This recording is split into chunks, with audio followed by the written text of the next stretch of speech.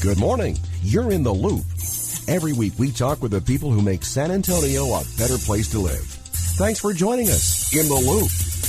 Here's your host, Milton Glick. And welcome to In the Loop. I'm Milton Glick, and that's exactly what we do. We get you caught up with the people and the organizations that are making San Antonio a better place to live. I'm excited about this, and I had not realized it had been a couple years since we've talked. Our guest is Mary E. Garr, President and CEO of Family Service here in San Antonio. And I tell you what, Mary, all you got to do is go to your website and click on our programs to see all the great things that you guys do. But let's start off with the history, which is great, and the mission of Family Service. Absolutely, Milton. Thank you so much for having us back on your show. We have continued to be so very busy supporting our communities here across San Antonio, Bexar County, and beyond. And, among that, as you mentioned, our history. In January, we will be celebrating 123 years of service to our communities. So we are deeply rooted, embedded, here in San Antonio and South Texas with the work we do. We have a great team of teams that work in various programs, over 30, with our services to be able to address the needs of really anybody that has a need for it. We talk about it from prenatal all the way to end of life, every stage of life, a lot of focus on children and families, but we do have programs for all of them, and I would love to be able to talk about any or all of them as you'd like. Yeah, and I'm literally looking at the page right now, and there are 3 columns, and there's probably about 10 different programs and ideas in each column, if not more. So where would you like to start? Is there one that's maybe that you think doesn't get enough publicity or people really need to know about? I hate to do this because it sounds like I'm choosing one of your children over the other. Yeah, they're all important in their own way, depending on who needs it. A lot of times I talk about them by department. Oh, okay. Because we do have 6 departments, but I'm thinking for your audience today, maybe talking about it through phases of life. So, perfect. We have programs that help moms to be, to help them about, the challenges about becoming a new mom, whether it's financially or emotionally, and supports on, what it, takes and having a new little one in the home and all those supports. And then from there, we have a lot of focus on education in our work, and so early Head Start and Head Start programs at multiple sites around San Antonio, where we really focus not just on helping to ensure that children are kindergarten ready, but they are actually developing, the educational and social skills so that they're prepared for success in school and beyond. And we work with the entire family with the children in these programs to ensure that the parents or their caregivers, have the supports that they need to ensure their child's success. And then around San Antonio and Crystal City, Uvalde, where we also have programs, we have in a number of schools programs for kindergarten through 12th grade, focusing on children's success or youth and teen success to help children stay in school, thrive in school, graduate, excel, and be ready for college and career and beyond with all those supports. At the same time, helping their parents or caregivers be strong, engaged parents in their children's education and nurturing and support. And at the same time also, we have programs in family strengthening to help build strong family units, especially with families that have had a lot of life challenges, oftentimes intergenerational, that can put them at higher risk for, potential challenges with either abuse or neglect and all that goes with that as they're just struggling to survive. So we really work hard to strengthen our children and families at those stages of life. And then moving on, into the adult programs, we do have various programs for adult learning, some that we offer ourselves, for instance, early childhood education, training and certification to help people get a start on that career path if that is an interest to them. It especially works well for parents who are trying to work around their young children's schedules at that stage in life.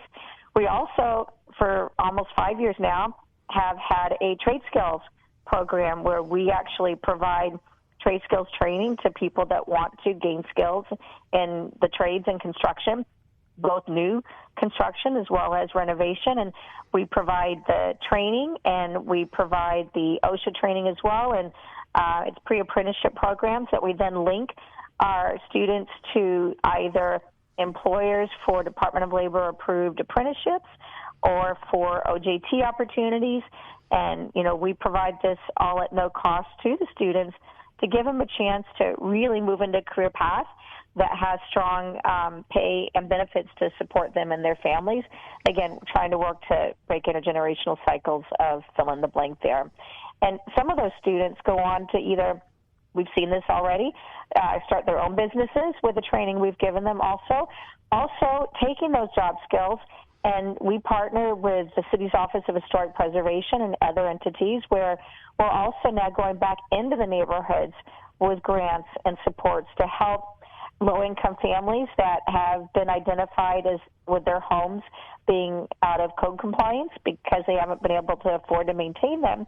And we've been able to do some rehabbing of those homes so that families can afford to stay in their homes without worried about eviction or loss of their own homes. That's a great program. It's been a wonderful program, and if there's employers out there that would like to be part of that, we would love to talk with them.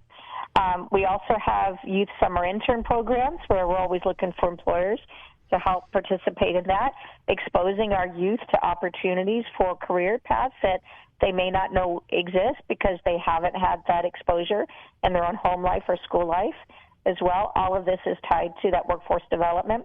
But we also realize that we're working with a population that, finances day-to-day are a huge struggle. And so we have a very strong financial counseling and coaching program. Over 80% of the families that we serve are in less than $25,000 a year, and over half are in less than $10,000 a year household income. And if you can imagine this, actually almost a third are in less than $5,000 a year. And as you know, families cannot survive on that. No. And so that's where we and, and other partners we work with, we all step in to help. And it's not a handout. We're trying to get them on a path of life success so they won't continue to have to worry about food insecurity or housing instability. We want them to have the job skills and the training and all those supports so they can be on that path to support themselves and their own families. And so our financial counseling and coaching programs, we help them understand what debt they have. We help them to establish credit. Either, if they have bad credit, we get them out of that, or if they had no credit, we build them up. In today's world, you need credit not just to get a credit card, but, future employers look at your credit before they hire you. Even to rent an apartment or a home, the landlord is going to look at that as well. So it's very critical to have good credit in our world today. And so we'll help in that. And then we help people understand what money do they bring into the household, what money are they spending, what is a budget, how to build a budget, how to live within your means, and then from there start building emergency savings. And then ideally down the road, some potential investing, saving for a down payment for a car. And we've even helped hundreds of folks over the years that we've been doing this now to actually purchase their first home, often the first time in their family. So that's really exciting to watch those success efforts as well. And then, continuing to go along, we realize that, some of our families, children, adults, whole families, they've been, through trauma in their lives. It could be physical trauma, abuse, or neglect, either as children or even as adults. And so we have very strong behavioral health counseling programs. We do programs in the homes, if that's where they need to be served. We have programs in our sites. We also provide school-based behavioral health counseling supports as well to assist our clients, that have these needs too. And then, continuing along, we know sometimes that we've got families through various reasons and conflict that there is now a situation where the parents, they have a custodial parent and a non-custodial parent.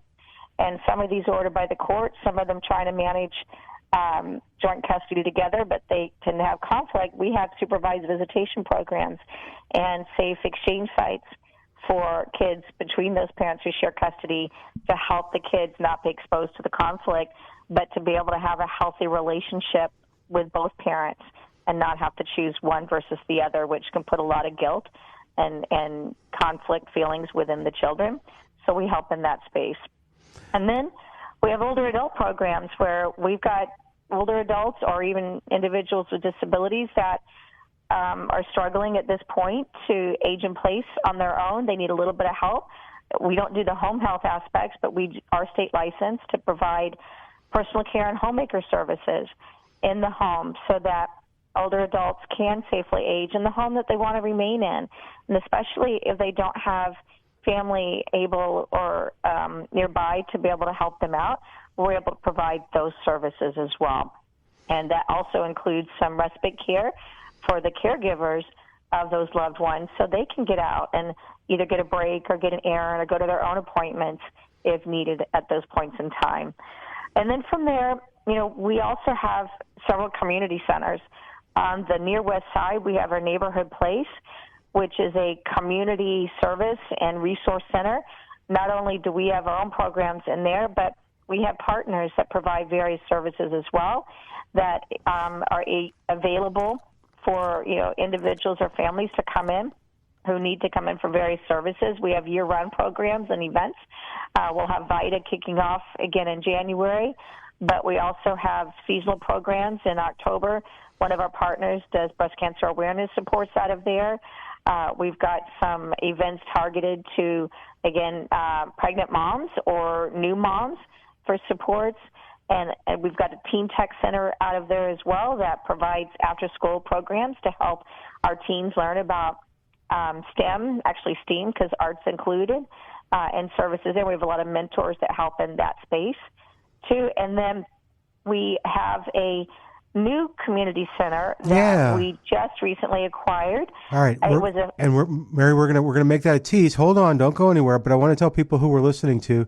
Our guest is Mary E. Garr, President and CEO of Family Service. The website where you can find out all about everything that she talked about, tell me if I'm getting this right, is family-service.org. And I'm guessing if there was a program that somebody's ears just kind of perked up and they said, oh, you know what, that would really be helpful for me or my neighbor or someone from church, they just call you. Is that the best way to do it? They can call, they can email, they can stop by one of our sites. We have them listed on that website. Whatever is easiest for them, we want to make it as easy as possible for your listeners to connect or for them to connect their family, friends, co-workers, loved ones to us. Very cool. All right. Well, this is quite a compliment about this Southside center that you guys have taken over and are doing something with. Let you jump back in with that. All right. So last winter, we were approached and asked if we would consider taking over the Pesa Community Center down on the south side. It is 50 years old, deep-rooted legacy programs and supports for youth, families, older adults there. And, at first, because as you can imagine, nonprofits, we all struggle with our funding streams and making sure we can afford and have the capacity to do what we do. But the more we looked into it, the more we realized that their work aligned with ours, and we did not want that community to lose those needed services, which would potentially have happened otherwise. So we took them over officially in July, and so we actually had summer youth programming there, which has evolved into after-school programming for kids now for the school year. We were able to keep the senior activity center open. So if you are 60 or over and live down on the south side, please pop in. They are a very fun group of people that come every day, Monday to Friday. And also we provide meals for them too, as well as fun activities, and we're hoping to regrow that. We are opening a Head Start site there. That'll be a first for this center. That's going to come open in the next couple of weeks here. We're bringing back VITA. We're hoping to have a teen program soon. They do have a career clothing closet if people would like to donate or have a need for work clothes, professional work clothing. We have that there. And then what we're planning to do is we're assessing to seeing what other programs and services can we bring in to that space to be able to meet the needs of the community. So we've been looking at focus groups and talking with the folks who live in the area to see how else can this center be there for them, because this is their plus a community center. And then we do have sites in some of our rural areas too. Yeah, that's pretty cool. Yeah, we're in Uvalde and Crystal City. So in Crystal City, we have a community center there. And for those who live in our rural areas, is they know that the needs are there, but sometimes the resources aren't. So we're trying to bring resources to them, and we've got some robust programs there that we offer.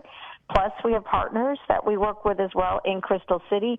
In Uvalde, we do have a lot of work in the school district, but we also have a site where we provide our services. It's actually located in the Walmart there on Main Street in Uvalde. So we are there to support the community with all of the programs that I've said that we have here in San Antonio.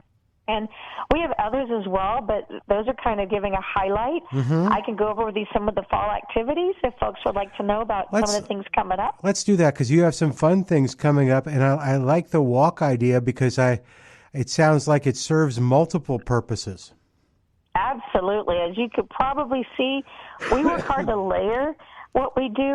We try to, it's like making work, fun through play and all that, or education fun through play. We try to layer what we do in our supports and services. And so last year, with one of our partners, America's Walking Club, we started our first Walk on the Westside, or as I like to say, take a walk on the Westside. And our second annual one is going to be October 18th, a Saturday coming up in a few weeks here. You can go to our website to register if you'd like. It's open to everyone. And with that, you start at our community center that morning. We will have a planned either 1 mile, depending on how far you want to go, 5-kilometer, or 10-kilometer walk. We will have escorts for the 5K and the 1 mile for folks that aren't used to walking. But we'll start from our community center, which is just a couple blocks away from one of our greenway entrances, which, as we know, is such a gem for San Antonio. And then from there on the greenway, the 5K walks is taking us over to Rosedale Park. It's one of our city parks, and back. And then the 10K goes out towards Elmendorf Lake and back. And so it's a beautiful walk. You wouldn't even realize you're in San Antonio with some of the views and how pretty it is. But with that, it's helping to expose our families to ways to engage with their children in healthy ways that they wouldn't think about otherwise. So we had participants last year. One, it was the first time any of them had ever walked those distances. And then two, when we would hear the parents, we had single moms with their little ones. We had dads with their daughters that had never thought about these kinds of activities to do with their kids. And they were so excited that this was something they saw as a way they can now bond in a healthy way with their children. And we hope to keep this going. So we're offering that again this year, but it is open to the public. Participants who sign up and register, it's very nominal fee. They'll get a T-shirt, and we're going to have a little health fair to go with it, and just make it a very fun morning for everybody out there. And then we've got coming up in November, we work with Quarry, and we work with them on their lighting of the stacks for the Winterfest to kick off the Christmas holiday season. And so we help to participate in that, and folks come help then through there and then throughout the fall season, where we have an adoptive family where, we have community support to help us meet needs of Christmas for some of our neediest families. About 3,000 individuals are adopted through this, which, we support about 50,000 unduplicated individuals every year. So we identify the neediest who are at risk of not having a Christmas without support from listeners like yours and groups and families out there. And these families are adopted, and we receive the Christmas gifts and everything that then plow right back into, making sure that these families can enjoy Christmas during what otherwise would be a very bleak year for them. Yeah. While we're working with them on their deeper needs. Well, we do and the have one thing emergency pantries too. that people can drop off, clothing items, hygiene supplies, and other things at sites that help us then as we work to deal with the deeper-rooted needs of our families. We can help to address some of their emergency needs, immediate needs that day. Mary E. Garr is our guest. She's the president and CEO of Family Service in San Antonio. Family-service.org is the website where you'll find all the information about everything she's talked about. And it is interesting. We have about 7 minutes or so left, but you mentioned the Christmas thing and the families, and I know from other interviews and from dealing with other nonprofits, that can be a lot of pressure on a family to get gifts, to do this, to do that. So the fact that you help make that Christmas actually happen is taking a big burden off them. Absolutely. And the way we do it, different organizations handle it differently, but when we ask for the help from the community and we match, we have wish lists that are prepared by the families and, with age groups and gender and all that. And then gifts come in and then, volunteers help to wrap them all. And then they're tied back through our staff who've identified the clients. And then we work with, whether it's parents, grandparents, or adopted parents or foster parents, whoever's taking care of them, we get these gifts to them, and then they can choose in how do they want to have those gifts presented. Is it going to be Santa putting them under the tree? Is it going to be a Christmas Eve gift opening, Christmas morning gift opening? Because we know different families have their different traditions, and we want to be honoring and respectful of that while they're getting that help that they need at that time. Yeah, very important stuff.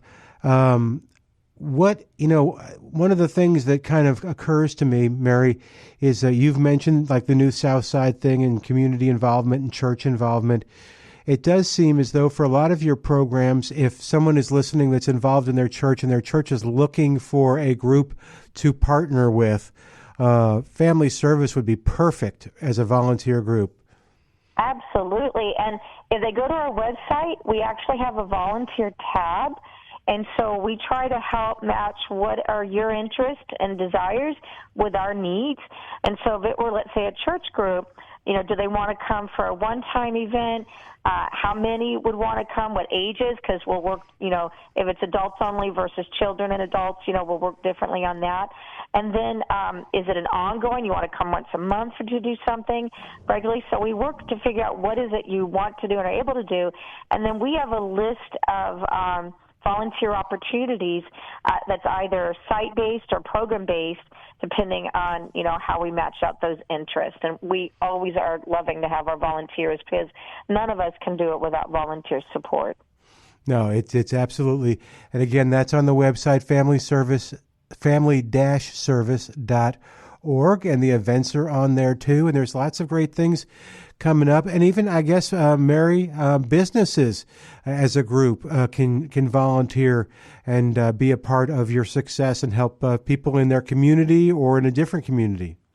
Absolutely, and we encourage that as well, especially small, mid-sized businesses that are looking for ways to give back in the community.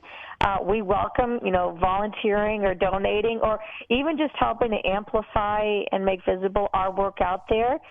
We can talk about lots of ways for that support, and we can help connect people that are interested in wanting to give back and be part of the community, with the work that we're doing, because we're in our community. And I know, from my previous life before coming here, it's like sometimes I want to volunteer but may not always not know where to go.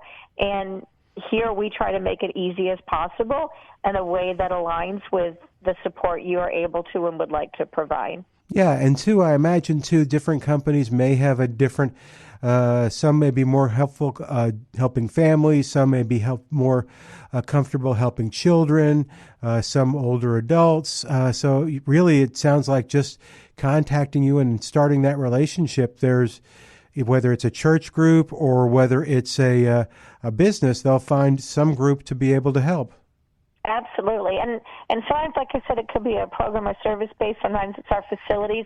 The Plessa Community Center, as I mentioned, we actually had a business group come in we're in desperate need of some cleanup and painting and stuff there. And they offered to repaint the big activity room for the senior activity center. And oh my, it looks so much brighter now. And so, more opportunities there. Some of our other sites, too, beautification, cleanup. But, again, it could be a program service opportunity. We'll work with them based on what their interests and strengths are and, and their available time and support. Yeah, it's a great opportunity, and I know it helps the businesses as much as it helps the individuals they help because they get a lot out of it as well, don't you think? Oh, absolutely. I know people continuously tell us that they feel they've gained more from the experience than they feel they've given. Yeah. We absolutely appreciate the support, but I understand where they're coming from. Absolutely. I think on that note, when you think about us as people, we're social creatures, and we like to feel that we're part of something bigger than ourselves, and we like to feel that we're value-added and have some purpose. And, giving back in our communities through supporting nonprofits like Family Service, that allows us to do so in ways that we may not be able to generally think about on a day-to-day basis. And so I think that sense of satisfaction that you have made a difference in the lives of the people in our communities, because they're all our neighbors at our core. It's how do we help support each other to make our communities a better place. All right. Listen, we've run out of time. I'll let you give the website now because you'll do a much better job, and just do a little commercial for Family Service. What you want to say? Thank you, Milton, and thank you to all your listeners. If you are listening today, think about supporting Family Service. You can just go to our website at family-service.org. Please check out, what we're doing, what we're all about, and look at how you might be able to help our support, especially as we're coming into our fall and holiday season when needs tend to grow. But we do have needs throughout the year.